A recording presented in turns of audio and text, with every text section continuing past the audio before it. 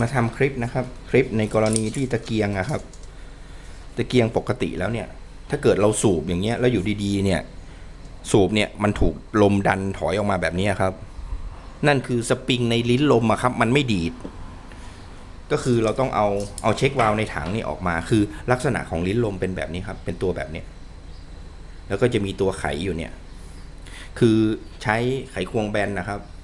จะเอาง่ายๆก็เอาตัวใหญ่กว่าปกติปากใหญ่อย่างเงี้ยครับใส่เข้าไปแล้วก็หมุนทวนเข็มนาฬิกาพอเกลียวหลุดก็เขย่าออกมาแล้วก็เทออกมาอย่างเงี้ยครับมันจะเป็นตัวแบบนี้ครับ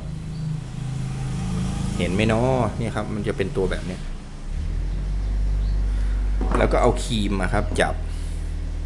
แล้วก็ไขควงหมุนถอดออกมามันจะเป็นสปริงครับกับยางกันลมอยู่ข้างในเนี่ยครับมันจะเป็นตัวแบบนี้เห็นไหมเนาะเนี่ยครับสปริงแล้วก็มียางกันน้ำมันนะครับเพื่อไม่ให้ลมออกครับแล้วก็ทำความสะอาดยืดตัวนี้หน่อยนึงแล้วก็เอาใส่กลับเข้าไปครับแล้วก็เอาอะไรแทงก็ได้ครับดูว่ามันเด้งหรือเปล่าถ้ามันยังเด้งอยู่ใช้เข็มหมุดหรืออะไรครับแสดงว่ามันใช้งานได้แล้วก็เอาหัวมันขันเข้าเหมือนเดิมครับให้แน่นแล้วก็ใช้ครีมจับแบบนี้แล้วก็ไขควงหมุน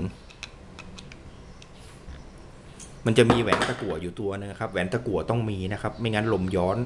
แล้วก็ใส่กลับเข้าไปในกระบอกสูบแล้วก็ใช้ไขควงขันตามเข็มนาฬิกาครับให้แน่นขันให้แน่นนะครับพอแน่นตึงมือปุ๊บยกเลยครับแล้วคราวนี้ก็ใช้งานได้ปกติแล้วครับเอาน้ำมันใส่อะไรเหมือนเดิมแล้วก็เอาสูบใส่อย่างเงี้ยครับแล้วก็ปั๊มในขณะที่ทำการถอดเช็ควาล์วเนี่ยต้องเทน้ำมันก๊าซออกให้หมดนะครับในตัวตะเกียงต้องไม่มีอะไรทำตามนี้แหละครับขอบคุณครับที่ติดตามคลิปจนจบ